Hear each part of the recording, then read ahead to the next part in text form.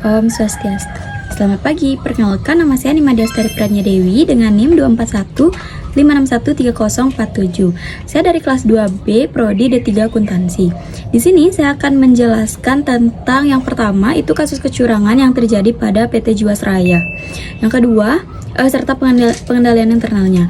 Yang kedua, saya akan menjelaskan tentang flowchart siklus produksi. Yang ketiga, menjelaskan tentang flowchart sistem penjualan kredit, dan yang terakhir menjelaskan tentang sistem development life cycle atau SDLC. Kasus yang terjadi pada PT Jiwasraya yaitu kasus kecurangan berupa penyalahgunaan wewenang, yang dimana PT Jiwasraya yang bekerja di bidang asuransi jiwa kemudian mengalami penurunan aset dan terdapat laporan bahwa aset lebih kecil dari tercatat aset lebih kecil dari liabilitas atau kewajibannya. Kemudian pada tahun 2006 dan 2007 itu BPK sempat melakukan penyelidikan kepada PT Jiwasraya terhadap kasus tersebut, dan BPK menemukan bahwa adanya ketidakpastian informasi. Kemudian untuk memastikan hal tersebut, BPK menyarankan untuk melaksanakan skema reasuransi untuk memastikan informasi tersebut. Kemudian pada tahun 2018 PT Jiwasraya resmi mengumumkan bahwa dirinya atau perusahaan tersebut tidak mampu membayar klaim polis yang sudah jatuh tempo sebesar 800 triliun. Adapun pengendalian internal yang harus dilakukan, yang pertama itu ada penilaian risiko, kemudian ada aktivitas pengawasan. Kenapa harus dilakukan penilaian risiko? Karena pada pengendalian internal ini akan dilakukan identifikasi dan analisis terhadap risiko-risiko yang terjadi terkait pencapaian tujuan suatu perusahaan atau suatu organisasi. Kemudian kenapa dilakukannya aktivitas pengawasan? Karena untuk mengawasi pengendalian internal yang sudah dilakukan dan memastikan bahwa pengendalian internal tersebut sudah berjalan dan berfungsi dengan sebagaimana mestinya. Baik, selanjutnya saya akan menjelaskan tentang siklus produksi, yang dimana pada siklus ini melalui 8 tahap, yang dimana tahap pertama itu desain produk, tahap kedua itu perencanaan, tahap ketiga itu operasi produk, tahap keempat itu akuntansi biaya, tahap kelima itu sistem pendapatan, yang keenam itu sistem pengeluaran, yang ketujuh sistem penggajian, dan yang terakhir sistem buku besar. Yang dimana pada sistem tahap pertama itu desain produk, perusahaan akan mengirimkan informasi yang sudah didapat mengenai bahan baku yang dibutuhkan untuk membuat produknya. Lalu tahap kedua ada perencanaan. Tahap perencanaan yang dimana perusahaan akan mengirimkan pesanan bahan baku untuk operasi produk. Lalu pada tahap operasi produk, produk akan mulai dikerjakan atau mereka akan melaksanakan membuat produk untuk menghasilkan output. Kemudian tahap keempat yaitu akuntansi biaya, yang dimana pada tahap ini perusahaan menghitung HPP atau harga pokok produksi dari produk yang sudah dibuat tersebut. Yang kelima itu ada tahap pendapatan, yang dimana pada tahap ini perusahaan menghitung dan mengirimkan pesanan pelanggan kepada sistem pengeluaran produk. Lalu pada tahap pengeluaran itu perusahaan akan menyediakan bahan baku untuk pembuatan produk tersebut yang sudah diminta pada tahap pertama sebelumnya. Lalu yang ketujuh itu ada tahap penggajian, yang dimana perusahaan harus menyediakan tenaga kerja dan biaya tenaga kerja tentunya. Lalu pada tahap terakhir itu sistem buku besar, yang dimana pada tahap ini akan diterimanya laporan tentang HPP, dan kemudian laporan tersebut akan dicatat ke buku besar untuk dicatat keuangannya. Lalu yang ketiga itu saya akan menjelaskan tentang tentang flowchart sistem penjualan kredit, yang dimana pada flowchart ini terdapat 6 divisi. Yang pertama itu penjualan, bagian kredit, gudang, pengiriman, penagihan, serta pencatatan piutang. Baik, untuk proses yang pertama itu pada bagian penjualan, yang dimana penjualan akan menerima pesanan dari pelanggan. Kemudian divisi penjualan akan membuatkan faktur, yang dimana faktur itu sudah disetujui oleh kepala kredit pada bagian kredit. Setelah faktur-faktur tersebut disetujui, maka terdapat 5 buah faktur, yang dimana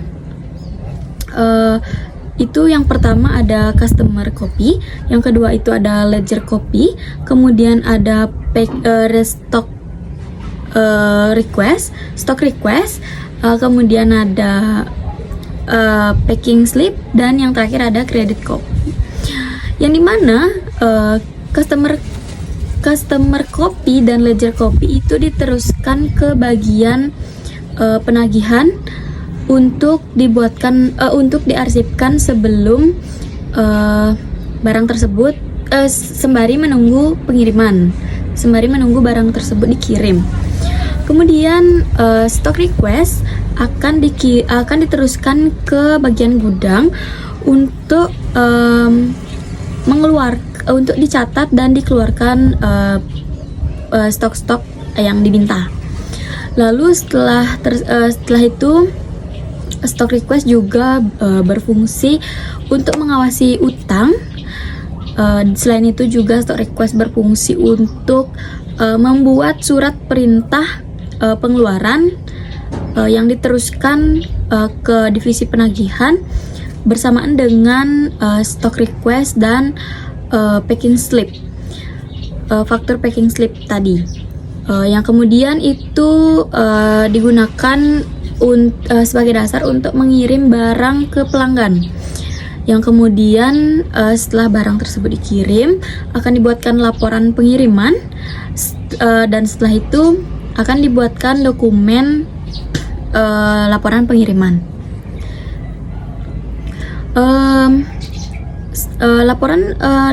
Laporan pengiriman tadi akan diteruskan ke bagian penagihan bersamaan dengan customer copy dan ledger copy. Namun pada penagihan tadi customer copy dan ledger copy kan diarsipkan.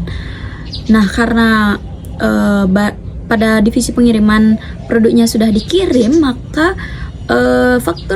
dua faktur tadi customer dan ledger copy itu akan dikeluarkan karena tadi diarsipkan menunggu pengiriman. Karena sudah dikirim, maka fakturnya dikeluarkan bersamaan dengan stock request, yang dimana stock request akan mencatat ke register pengiriman. Setelah itu akan diarsipkan. Kemudian customer copy itu akan digunakan sebagai landasan untuk mengirim barang ke pelanggan. Kemudian untuk ledger copy itu akan digunakan akan diteruskan ke bagian pencatatan piutang, yang dimana faktur tersebut digunakan sebagai landasan mencatat ke buku pembantu piutang, yang kemudian akan diarsipkan. Jika buku pembantu piutang sudah diupdate, maka ledger copy akan diarsipkan.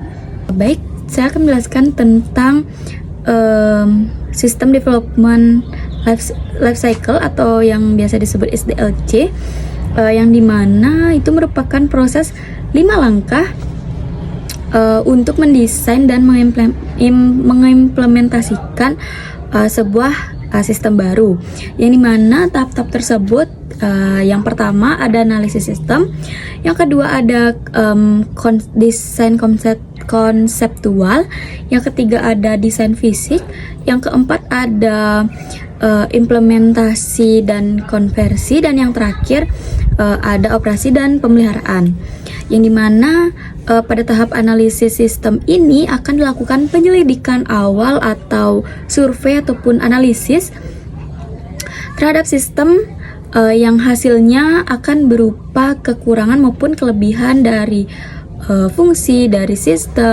sistem hingga pembaruan yang akan diterapkan, seperti itu.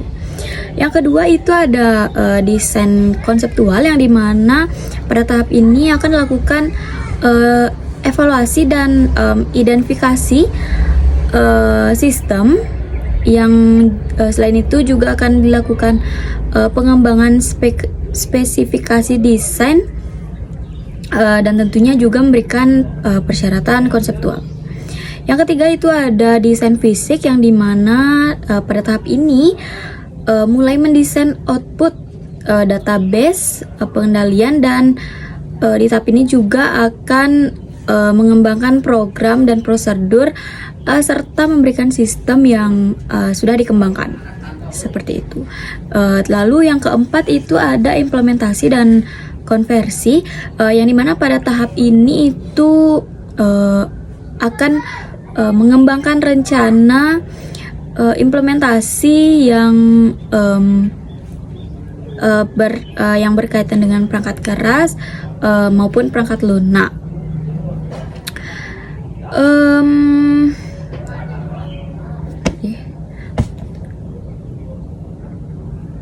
Lalu kemudian di tahap keempat itu ada implementasi dan konversi, yang dimana pada tahap ini akan mengembangkan rencana implementasi yang berkaitan dengan perangkat keras maupun perangkat lunak, dan tentunya akan memberikan sistem. Lalu yang pada tahap keempat itu ada tahap implementasi, yang dimana pada tahap ini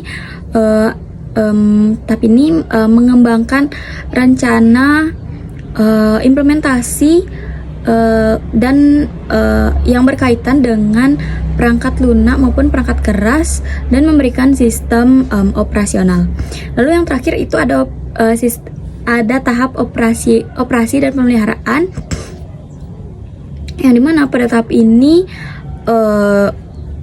sistem akan disempurnakan dan ditinjau pasca implementasi. Di tahap ini juga akan dioperasikan, sistem akan dioperasikan, tentunya juga dimodifikasi dan dilakukan pemeliharaan terhadap sistem, dan diberikan sistem yang telah diperbaiki. Baik, sekian penjelasan dari saya mengenai kasus kecurangan, siklus produksi, sistem penjualan kredit, dan SDLC tersebut. Mohon maaf jika ada kesalahan. Saya ucapkan terima kasih dan mohon maaf. Sekian yang dapat saya sampaikan. Saya tutup dengan Parma Santi. Om Santi Sat Sat.